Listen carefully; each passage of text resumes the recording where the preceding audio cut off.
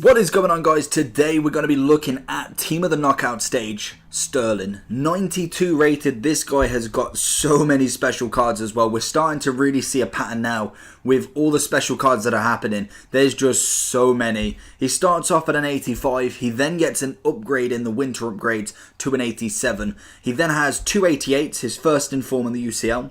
He has a second in form 89, a Player of the Month 90, a third in form 90, a UCL Live that now has reached its potential at a 91, which for me was a bit gutting because obviously I got this untradeable from the very start, but he has now got himself a 92 rated, more than likely just before he gets himself a team of the season. I think he's probably in the run-ins to definitely get one, depending on how they do their wingers and who else is really, because you've obviously got Salah, who is up for the run-in.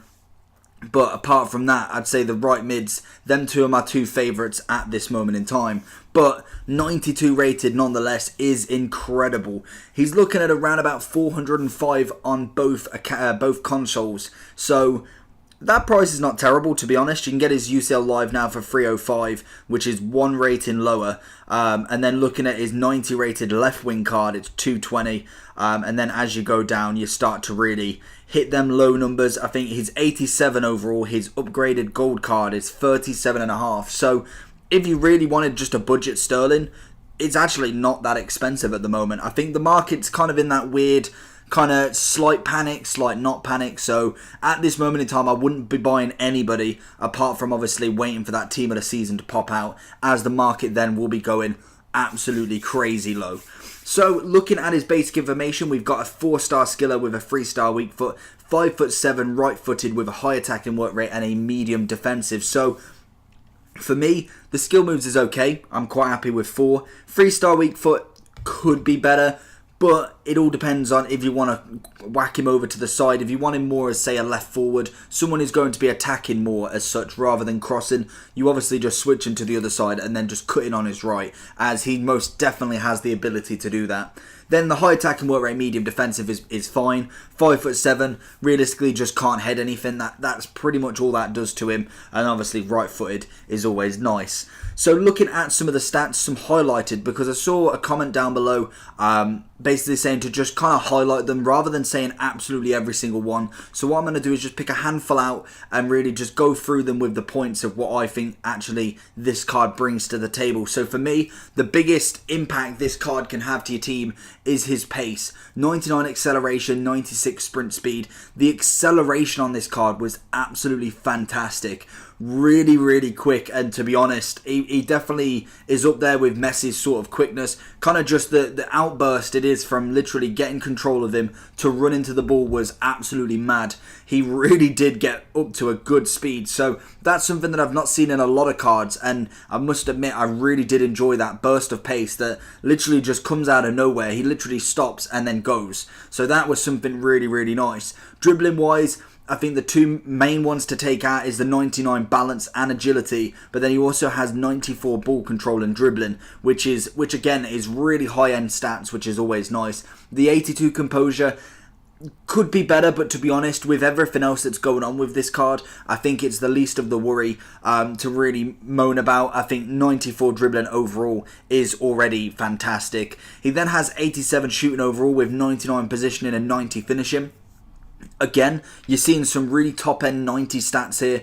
93 short pass as well as stamina as well. Again, just the stats that are popping out here. The rest are kind of on the high 80s or then quite low, and they're not really, like the interceptions and all that. They're all really low just to possibly balance out the card to a 92, as everything else is really, really nice. So for me, this card just on the stat-wise looks really solid. Obviously, the shooting can do with some improvements, as well as the passing to an extent, but you've already ticked off pace and dribbling.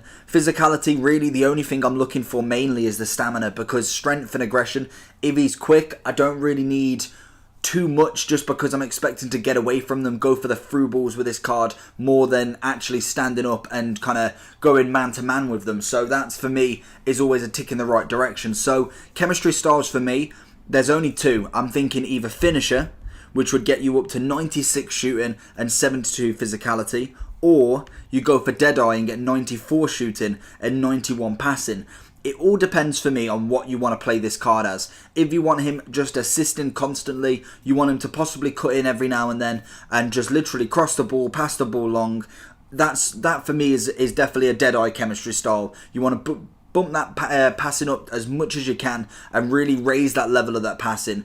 If you want this card as more, say, as a striker, cam, centre forward, left forward, right forward, someone who's going to be actually contributing goals, I'd definitely go for the finisher, just because it really maxes out that shooting, as well as getting that physical up as well to an extent. Obviously then it doesn't go up a mass amount, but that little bit extra always helps, and you do end up with like 98 long shot as well as shot power and 95 finishing, which for me as a card in general, that is very, very nice. You'd end up with 98 pace, 94 dribbling and 96 shooting.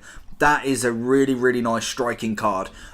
Whether I'd put him as striker, I'd say he'd definitely work there, but I think you definitely need someone a bit more bulky, a bit more bigger, sitting next to him, just making sure that the ball is getting up front and staying up front, rather than Sterling constantly running. So I'd have someone like Ibra, that sort of caliber. Zapata's quite good at that.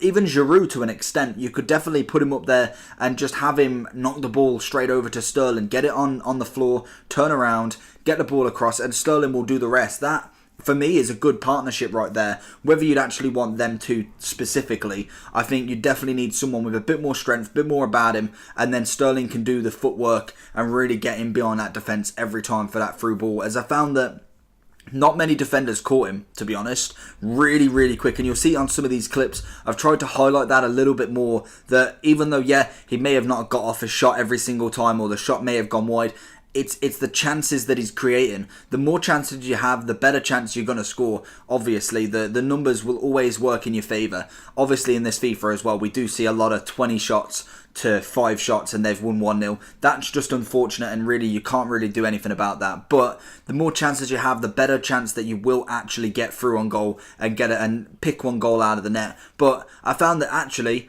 he was decent. He was really, really decent going up front as well. I put him towards the tail end of the couple of matches. I thought, you know what, let's try him up front with Lacazette, see how he works, as I've tried him on the right wing. Decent enough on the right wing. I think for me, I preferred him actually in the striking role. Obviously, it all depends on what you play with. As I didn't really like my left wing, I'd often sub him off and bring on someone like Ronaldo all the time. As I don't really have a left wing yet. Really, that spot is waiting for Ronaldinho when I get him. So for me, I quite liked him in that striking role. I thought he was very quick up front, and linking with someone a little bit stronger, I thought that he definitely possessed quite the ability for me. So in my opinion, I'm thinking this is a decent card to go for. Probably more near team of the season when he drops a little bit more. I'm thinking he probably can drop to around about 350, maybe even 360, depending on how much he goes up out of packs. But if you do manage to snipe your own little kind of deal, I'd probably get rid of him before the end of the weekend, when this team, it depends on when team of the season comes out basically. If that comes out this Friday straight after this finishes, I don't think there's going to be any rest for him. But if you are quick enough to get him in the club for a cheap value and then back out when it does go up a little bit, then you've obviously made yourself some little bit of profit. But my honest opinion, I'm thinking wait for team of the season. If he does get a team of the season, it's going to be 95, 96 rated at the least. It's got to be, really. Possibly 94 at a very minimum, but I don't see that really happening with him already having a 92 rated card.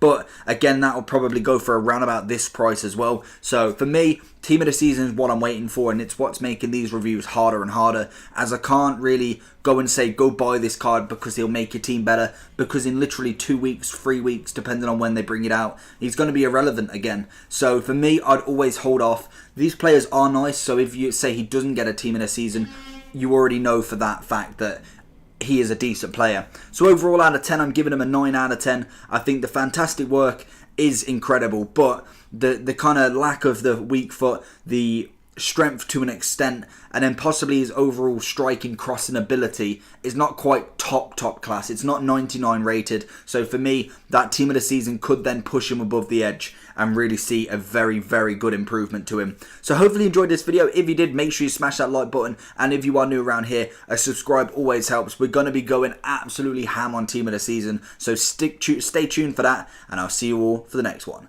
Peace.